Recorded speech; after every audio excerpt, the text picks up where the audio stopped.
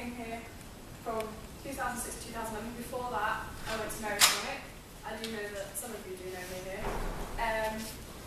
When I was at Meadows, I left the school with the equivalent of 17 GCSEs.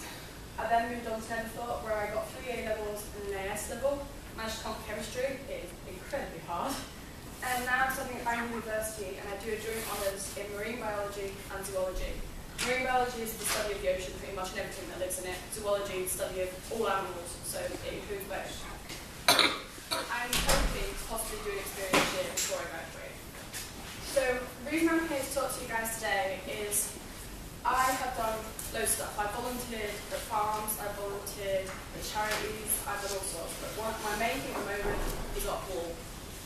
So the reason I'm here to talk to you is I'm going to be a research assistant, and the trips are amazingly expensive, and to be supported by my old school is an amazing feeling.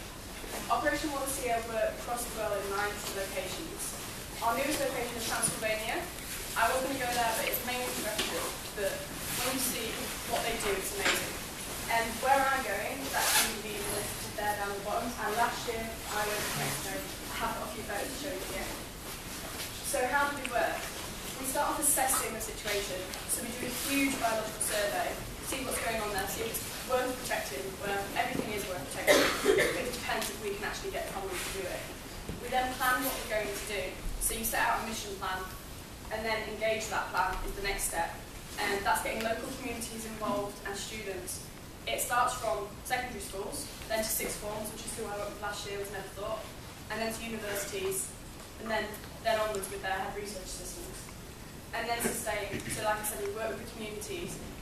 This morning you guys have probably already used something that's come from a location such as Indonesia, Mexico, Transylvania, maybe not Transylvania as much, but even then, that's why we're working there. We're working to sustain the populations of animals, to help the local community grow at a better rate than sort of the inflation of countries such as China. So what does our research aid? Well, like I said, we're trying to protect what is very valuable in this world. At the moment, everything is changing, and it's changing at a very scary rate. Our programs are aimed mainly to assess the biodiversity, but to prove to the government they need to protect them. I don't know how many of you watch Wild in Borneo. The guy that presented that was enormous at Bangor University, and what they were doing there is the exact same kind of thing we're doing. You get a massive biological survey to prove to the government that they need to protect this area. In Mexico, they're trying to build a six-lane motorway straight through the rainforest, and they think it's a really good idea and can't understand why we say no. But that's what kind of data we're trying to collect to help that. So why bother? Like I said, it's our lives. You might not think it affects you, but trust me, in a few years, when all the rainforests are gone, we're going to be struggling for resources. So this is basically what we aid. Sustainable development. So I hope you've done a bit about this in geography, done a bit of close school. Fishing quotas is the one that's in Indonesia, on the marine side of it. We're switching fishing licenses, which is basically saying that they can fish on a reef, business shares. This works best in 2 ways. Firstly, the fish being caught, half of them are being thrown in the trash anyway, just because they haven't got the demand for them, but it's the only way they can make a living. And secondly, it helps the local business develop. So as that develops, obviously you get a more thriving community. Hunting process is the same thing. Small little piggy that looks really cute and fluffy and tastes really good. People think, oh, I'm just going to hunt that, it doesn't make a difference. Jaguars, that's their main hunting, like, their prey, sorry. And basically, if you hunt those out, in one area in Mexico, 2 kilometers square, there's 3 jaguars, because a cub will stay with them on for 3 years. There's a mother and 2 cubs that have been sighted where I went last year. And if they hunt with peccaries there, that's it. The jaguar will die. There's no 2 ways about it, I'm afraid. So that's why we need to protect these areas. Then prevention of deforestation. This is actually in Indonesia, and this is what happened last year. Straight like that. It doesn't take long.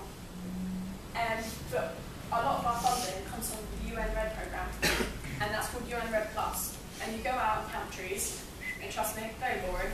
Calculate how much carbon the trees have got in them, and then from there you send off your data, and they go, oh yes, I'm going to give you £150,000 just for a few trees. It shows you how important they are, and that funding then helps the project. And prevention of extinction, like I said, the jaguar in relation to their food sources. The tarsiers are a very limited species, but they're still hunted, and they're in threat. and it could go extinct in a few years. But if we can save it, it's one more animal we've saved. So many animals have slipped through our fingers, it's unbelievable. And then lemurs, from pressures of tourism, and people seeing the film Madagascar and wanting to travel now. It is a very beautiful place, my friends have been. And then discovery or rediscovery of new life. Believe it or not, it's possible to lose an animal and find it 4 years later. Since not all developed 14 years ago, they've rediscovered 4 thought to be extinct species and 30 new to science species. They're being discovered every day. At Wallacea, they discovered quite a lot on the trip, at least 4, just within 6 weeks. So this is basically what I'm doing and why I need your guys' help. My first 2 weeks are going to be terrestrial, and as I said here, when we discovered the 21 species over the last 14 years, it got $1 million of funding. That can go a long way. That's collection data, that's equipment, that's funding of staff and everything else. And funding people like you guys, maybe one time, to go out there. Out there, I work a week with the local community and a week in the no camp, so I'm going to walk out there with a rucksack on my back that's the same weight as me. Well, as big as me, not the same weight. And then my marine side is the last 2 weeks. Hopefully while I'm out there, I will be collecting my coral reef diversity kind of qualification, which means I will be used to the data that's there and all the fish.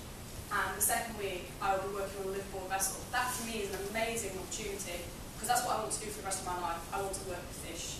I want to work with the tiny little, well, not as much the worms, I'm not too fun with those.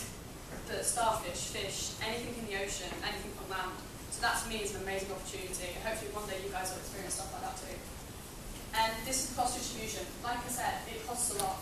Some of my fellow volunteers are going for 8 weeks. That's £4,150 each, without anything else. That's just the trip.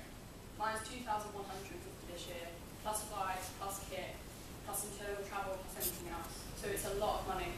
But that money that I raise, and hopefully you guys will help me raise, directly helps me, but then it goes straight back into the actual project. So we've got like the transport, food, science staff. You've got the staff that they need paying. I mean, yeah, they love what they're doing, but no one can do anything just for the tiniest bit. And then all the medical costs. If something happens to you in the rainforest, you ain't going to get a car out, you need to get a helicopter out.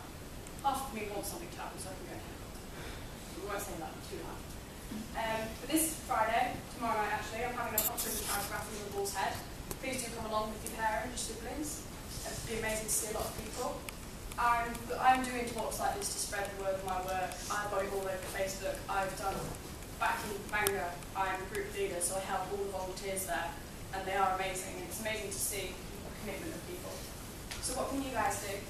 If you talk to your form tutors, to your friends, sponsored events, cake sales, swim events, don't know how many of you do know Joe Booker and everyone else I was in the same year with, but he had a tendency to tie himself to people, and that was his sponsored event.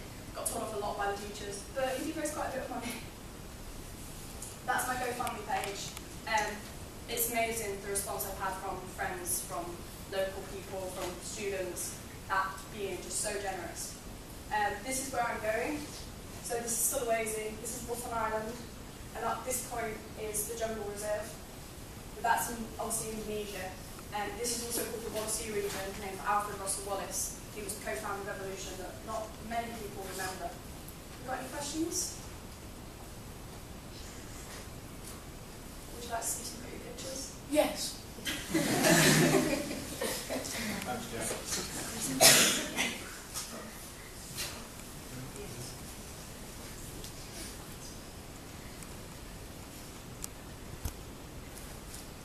Right. There's only 2 slides. I put them together this morning because yesterday I didn't have my laptop and if them really would have liked seeing some, so I thought I'd get one for you guys. This is from my second week in Mexico. Tiny little Portugal turtles. This is actually in the rainforest, so this is a Mayan temple. This was the only snake I actually saw my whole time in the rainforest. Did see some around camp this last week. That you can see there. Thankfully, he knew it wasn't venomous, so he grabbed it, but then turned around and did it. This is the ugliest but cutest bat in the world, just because it's that ugly. And this is a tiny little hummingbird being spoon-fed. Again, so this is what the surveys are. So you would list net, for example, birds, bats, not anything else, but we get a lot of insects. And then you try and island. So here was actually the head scientist there, trying to identify the hummingbird. And we did actually, while we were out there, my friend stumbled upon a turtle, and it turned out to be a new to that area species. And that was just happened to be, oh, what's this?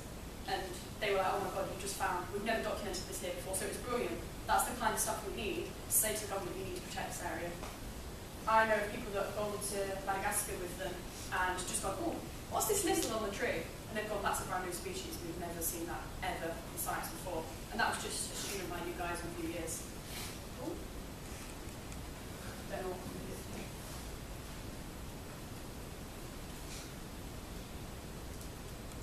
Okay, so you can still show this up down. There are some more photos. If you find me on Facebook, feel free to look through them. Apparently I've got other links to go in, but yeah, I hope you guys enjoyed it. Are you sure you've got no questions? I promise I won't bite. Right, should we have a round of applause?